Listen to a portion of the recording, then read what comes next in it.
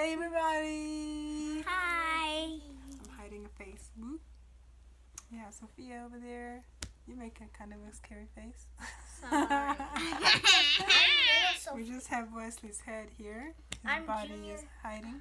I'm Junior Sophia. So we're not going to be able to see my head much. You're going to see Junior Sophia. You're going to see Wesley. You're going to see this book. And we're going to just read a couple of things.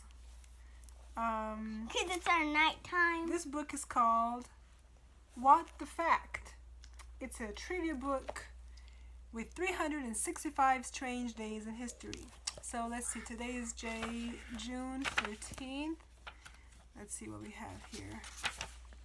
June 13th. I've never read this. Have you guys read this before? No. The Amen Break. This happened on June 13th, 1969. The most sampled musical track of all time is a mediocre record called Amen, Brother, recorded on June 13, 1969 by a middling funk group called the Winstons. Now, I don't know if that still holds true or not, but it was true as of, please don't, 2018. So, in the 1980s, as hip-hop began heating up in New York, a local disc jockey looking for a way to transition seamlessly between songs during sets stumbled across the Winstons track. At the song's 1 minute and 26-second mark, drummer G.C. Coleman performs a 6-second drum solo. The DJ edited this into a space filler and shared it with others in the burgeoning movement. Before long, the 4-bar snare and cymbal sequence, the so-called Amen Break, became a go-to drum sample in the early hip-hop scene. Since 1985, Coleman's solo has been looped into some 2,000 songs in hip-hop and beyond, including NWA's Straight Outta Compton, Lupe Fiasco's Streets on Fire, Slipknot's Eyeless, and the Pixies' La La Love You. The rhythm is so ubiquitous, in fact, that if you were to drop a beat right now, go ahead.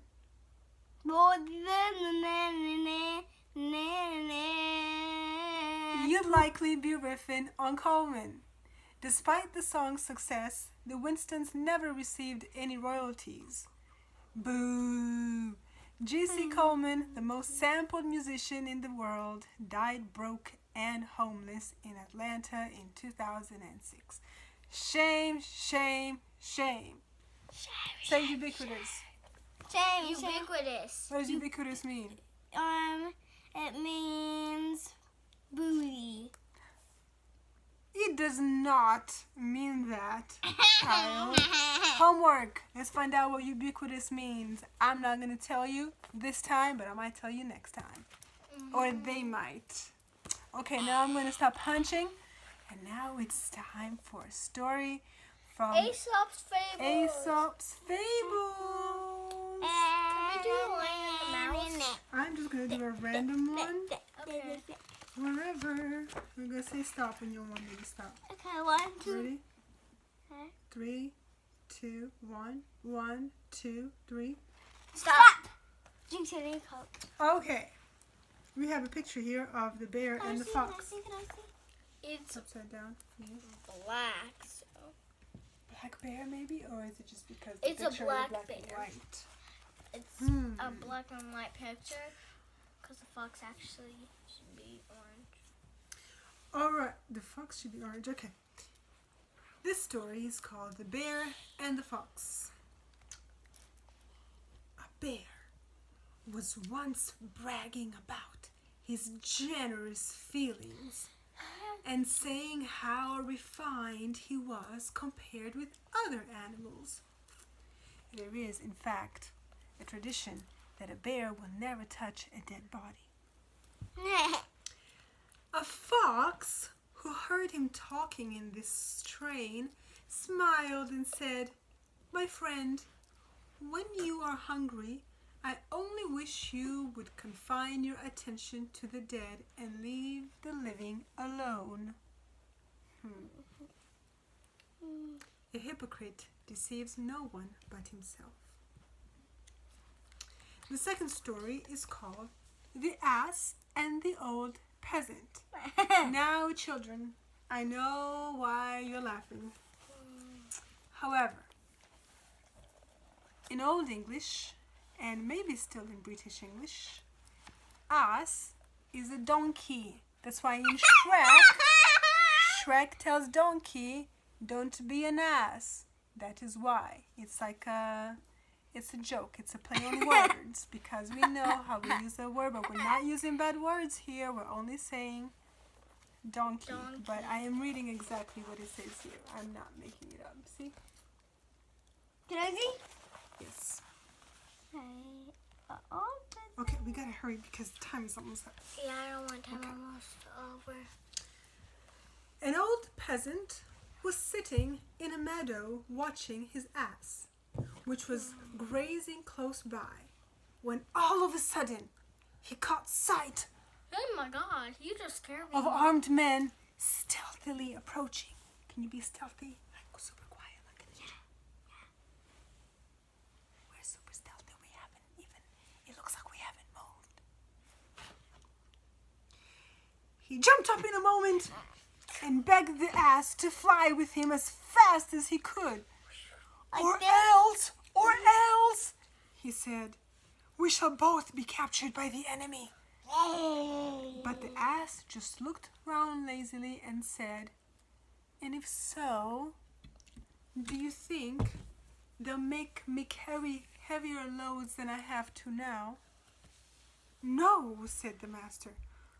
Oh, well then, said the ass, I don't mind if they do take me, for I shan't be any worse off. That's the end of that story. Bye. No, 2 stories. Okay, another one. Ready? Oh, I thought it was the end of the video. Not yet. Stop. We have one more. Oh, I don't know. Stop. Oh my god, Okay. I hate that. The North Wind and the Sun.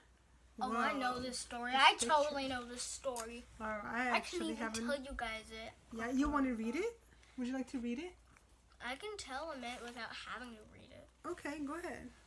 Okay, so the wind and the sun were out one day, and the wind was blowing. And the wind said, "I am the trees were bending because the wind was blowing really hard. Like the trees were bending. Lots of things were bending.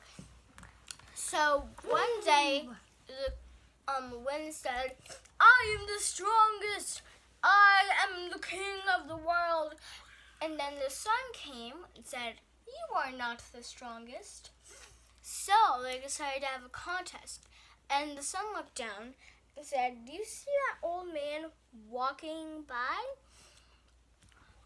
Whoever can take off his coat wins this contest." So first up was the wind. He was blowing super hard. And you know coats make you warm. So he was blowing super duper hard. And the man kept his coat on. And when it was the sun's turn, he shined brightly. And he said, and the old man said, "It's hot." And then the sun put more sun rays onto the old man. And then the old man said, "Ooh, it's too hot. I'm boiling. I'm going to take off my coat." So he took off his coat, and then the wind said, "That's not fair." So in the story, So that seems like that's the end of that story. And the moral of the story is that persuasion is better than force. Can I read one? You've got to use your noggin. Okay. Ah, I my knee.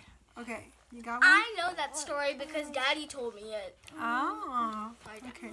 You told me when to stop, okay? Yes, let's pick a short one because of time. Okay. Stop. Boom, look at that. Perfect. Oh, Let's get Wesley. Let's get Wesley. Oh, off. All right, there he goes. Where is he? There he is. Which one? The fox? Yeah. Okay. The fisherman and the sprat. A fisherman cast his net into the sea, and when he drew it up again, it contained nothing but a single sprat that begged to be put back into the water. I'm only a little fish now, it said, but I shall grow big one day, and then if you come and catch me again, I shall be of some use to you. But the fisherman replied, "Oh no, I shall keep you now. I've got you. If I put you back, should I ever see you again? Not likely." The end. Hold 11 minutes. All right. Well, thank you so much for joining us today. Today was a joint effort between the Black Pack Nerds and Barefoot Baobab. We had little Sophia Jr., Sophia Sr., and Wesley read together. We hope you enjoyed. Mommy. Have a good night. Can I do something? Okay, sweetie, if you want to talk, you gotta get up, okay? If you want to talk on the screen, okay? Because I can't get you there. Thanks for watching. And subscribe, And please. let's move your fingers so they can hear. Thumbs up, too. Make sure to give us a thumbs up. Yes. Sophia's upside down. Thumbs up. Thumbs up.